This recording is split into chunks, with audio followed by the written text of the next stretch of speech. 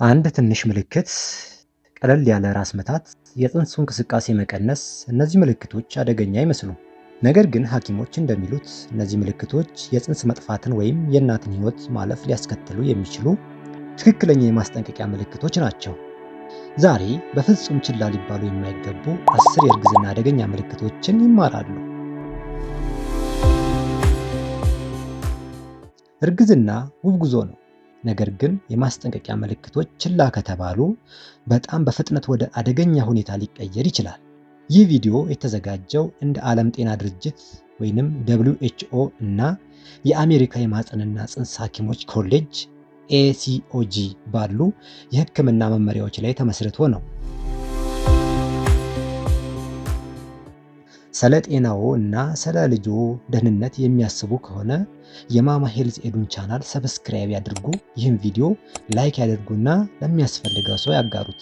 ምክንያቱም ይህ እውቀት የሰውን ሕይወት ሊያድን ይችላል። ሰላም ጤና ይስጥልኝ ውድ የማማ ሄልዝ ኤዱ ቤተሰቦች እንደምን አላችሁ? ዛሬ እንደተለመደው እጅግ ጠቃሚና ለብዙዎች እናቶች ተስፋ የሚሰጥ ርዕስ ይዘንላችሁ ቀርበናል። እስከ መጨረሻው አብራችሁን ቆዩ። ከመጀመሪያውና በጣም አደገኛ ከሆኑ የማስጠንቀቂያ ምልክቶች እንጀምር። ከፍተኛ የሴት ብልት ደም መፍሰስ። ጥቂት የደም ጠብታዎች ወይንም ስፖቲንግ ማየት የተለመደ ሊሆን ይችላል። ነገር ግን ከፍተኛ ደም መፍሰስ በተለይ ከረጋ ደም ወይም ከህመም ጋር ከሆነ አደገኛ ነው። ይህ ለሚከተሉት ምልክት ሊሆን ይችላል: ለጽንስ መጨንገፍ ወይንም ሚስካሬጅ፣ ለፕላሴንታ ፕሪቪያ ወይንም የእንግዴ ልጅ በማህፀን በር ላይ መሆን፣ እንዲሁም ለፕላሴንታ አብረፕሽን የእንግዴ ልጅ ከማህፀን ግድግዳ ላይ ያለ ጊዜው መላቀቅ። አንዲት እናት ደም ሲፈሳት አስተውላ ምናልባት የተለመደ ሊሆን ይችላል ብላ ታስባለች፣ ትጠብቃለች፣ እንዲቆምላት ተስፋ ታደርጋለች። ነገር ግን ከሰዓታት በኋላ ለአስቸኳይ ቀዶ ጥገና ወደ ሆስፒታል ትወሰዳለች። እንደ ዓለም ጤና ድርጅት መረጃ በእርግዝና ወቅት የሚከሰት ከፍተኛ ደም መፍሰስ አስቸኳይ የሕክምና እርዳታ የሚያስፈልገው ሁኔታ ነው። ስለዚህ በአንድ ሰዓት ውስጥ አንድ ፓድ ሞዴስ የሚያርስ ደም ከፈሰሰ ወይም የረጋ ደም ካየሽ ወዲያውኑ ወደ ሆስፒታል መሄድ ይኖርብሻል። ሁለተኛው ከፍተኛ ራስ ምታት ሲደመር የእይታ ብዥታ። ራስ ምታት ቀላል ሊመስል ይችላል፣ ነገር ግን በእርግዝና ወቅት ፕሪክላምሺያ ወይም የእርግዝና ተውሳሽ የደም ግፊት ምልክት ሊሆን ይችላል። እነዚህን ልብ ይበሉ: ከፍተኛና የማይለቅ ራስ ምታት፣ የእይታ ብዥታ፣ የሚበሩ ነጥቦችን ወይም ብልጭታዎችን ማየት። ይህ ሁኔታ የደም ግፊት መጨመርን የሚያካትት ሲሆን ሕክምና ካልተደረገለት ወደ የሚጥል በሽታ ወይንም ሴዠርስ፣ ስትሮክ አልፎ ተርፎም ለሞት ሊዳርግ ይችላል። የአሜሪካ የማህፀንና ጽንስ ሐኪሞች ኮሌጅ እነዚህን እንደ ዋና የማስጠንቀቂያ ምልክቶች ይለያቸዋል። ሶስተኛው ከፍተኛ የሆድ ህመም። በእርግዝና ወቅት የሚከሰቱ ህመሞች ሁሉ የተለመዱ አይደሉም። ቀለል ያለ ምቾት ማጣት ሊያጋጥም ይችላል። ነገር ግን ከፍተኛ ወይም የማይለቅ የሆድ ህመም ሊሆኑ የሚችሉ ምክንያቶች ከማህፀን ውጭ ያለ እርግዝና ወይንም ኤክቶፒክ ፕሬግናንሲ፣ የእንግዴ ልጅ ያለ ጊዜው መላቀቅ ወይንም ፕላሴንታል አብረፕሽን፣ አልፎ አልፎ የሚያጋጥም ነገር ግን ለህይወት አስጊ የሆነው የማህፀን መተርተር ወይንም ዩትራይን ራፕቸር።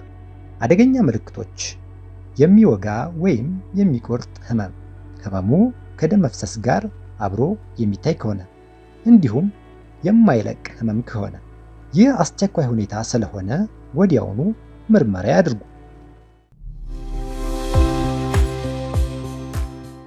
አራተኛ ከፍተኛ ትኩሳት። ትኩሳት ቀላል የኢንፌክሽን ምልክት ሊመስል ይችላል፣ ነገር ግን በእርግዝና ወቅት እናቱንም ሆነ ጽንሱን ሊጎዳ ይችላል። ከ38 ዲግሪ ሴልሺየስ በላይ የሆነ የሙቀት መጠን እነዚህን ሊያመላክት ይችላል። ኢንፌክሽን፣ የደም መመረዝ ወይንም ሴፕሲስ፣ የጽንሱን እድገት ሊጎዱ የሚችሉ ሁኔታዎች። ለምን አስፈላጊ ሆነ? ከፍተኛ ትኩሳት በተለይም በእርግዝና መጀመሪያ ወቅት ለተለያዩ ውስብስብ ችግሮች የመጋለጥ ዕድልን ይጨምራል። ያለ ሐኪም ትዕዛዝ መድኃኒት ከመውሰድ ይቆጠቡ። ወዲያውኑ የጤና ባለሙያ ያማክሩ። 5ኛ ድንገተኛ የፊትና የእጅ እብጠት። በእርግዝና ወቅት እብጠት የተለመደ ነው። ነገር ግን የፊት፣ የእጅ ወይም የዓይን አካባቢ ድንገተኛ እብጠት የተለመደ አይደለም። ይህ ሌላኛው የፕሪክላምሺያ ምልክት ሊሆን ይችላል። እነዚህን ልብ ይበሉ። በአንድ ሌሊት ውስጥ የሚከሰት ፈጣን እብጠት፣ የፊት መነፋት፣ ቀለበት ወይም ጫማ ድንገት ጥብቅ ማለት። የደም ግፊትዎን ይለኩና በአስቸኳይ የሕክምና እርዳታ ያግኙ። 6ኛ የፅንስ እንቅስቃሴ መቀነስ ወይም መቆም። የልጁ እንቅስቃሴ ከእርስዎ ጋር የሚነጋገሩበት መንገድ ነው። በድንገት እንቅስቃሴ ከቀነሰ ወይም ካቆመ ይህ በጣም አሳሳቢ ማስጠንቀቂያ ነው። ይህ የሚከተሉትን ሊያመላክት ይችላል: የፅንስ ጭንቀት ወይንም ፌታል ዲስትረስ፣ እንዲሁም የኦክስጅን እጥረት። ቀላል ምርመራ። ከ28 ሳምንታት በኋላ በ2 ሰዓት ውስጥ ቢያንስ 10 እንቅስቃሴዎችን ሊሰማዎት ይገባል። አንዲት እናት የእንቅስቃሴ መቀነስ ታስተውላለች፣ ትጠብቃለች፣ ምንም እንዳልሆነ ተስፋ ታደርጋለች። ነገር ግን አንዳንድ ጊዜ መጠበቅ ሁሉንም ነገር ሊያስከፍል ይችላል። 7ኛው የሽርት ውሃ ያለ ጊዜው መፍሰስ። ከምጥ መጀመር በፊት ድንገተኛ የፈሳሽ መፍሰስ ወይም የማያቋርጥ የፈሳሽ መንጠባጠብ ካጋጠመዎት የሽርት ውሃ ያለ ጊዜው ፈሶ ሊሆን ይችላል። ይህ ያለ ጊዜው የሚከሰት የሽርት ውሃ መፍሰስ ፕሪማቹር ራፕቸር ኦፍ ሜምብሬን ይባላል። ሊያስከትል የሚችላቸው አደጋዎች: ኢንፌክሽን፣ ያለ ቀኑ መወለድ፣ በፅንሱ ላይ የሚደርሱ ውስብስብ ችግሮች ሊሆኑ ይችላሉ። ምንም አይነት የህመም ስሜት ባይሰማሽም እንኳን ወዲያውኑ ግን የሕክምና እርዳታ ማግኘት ይኖርብሻል። 8ኛው ከፍተኛ የማዞር ስሜት ወይም ራስን መሳት። በእርግዝና ወቅት መጠነኛ የራስ መቅለል ስሜት ሊኖር ይችላል። ነገር ግን ከፍተኛ የማዞር ስሜት ወይም ራስን መሳት ግን የተለመደ አይደለም። ይህ የሚከተሉትን ሊያመላክት ይችላል: ከፍተኛ የደም ማነስ ወይንም አኒሚያ፣ የውስጥ ደም መፍሰስ፣ የደም ግፊት መቀነስ። በእርግዝና መጀመሪያ ደረጃ ላይ ከሆነ ደግሞ ከማህፀን ውጭ ያለ እርግዝና ወይንም ኤክቶፒክ ፕሬግናንሲ። አደገኛ ምልክቶች: ድንገት ራስን መሳት፣ ዓለም ሲሽከረከር የሚሰማ ስሜት ወይንም ቨርቲጎ፣ ከላብ ወይም ከልብ ትርታ መጨመር ጋር የሚመጣ የድካም ስሜት። ራስዎን ከሳቱ ወይም የመሳት ስሜት ከተሰማዎት ወዲያውኑ የሕክምና እርዳታ ማግኘት ይኖርቦታል። 9ኛው የማያቋርጥ ማቅለሽለሽና ማስታወክ።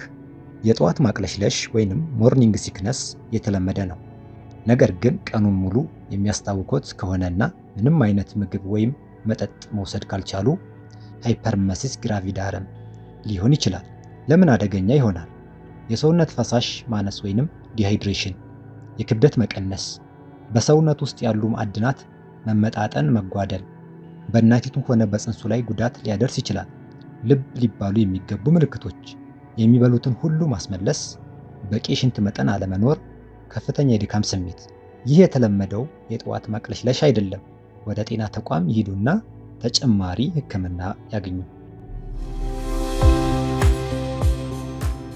10ኛው የመተንፈስ ችግር ወይም የደረት ህመም።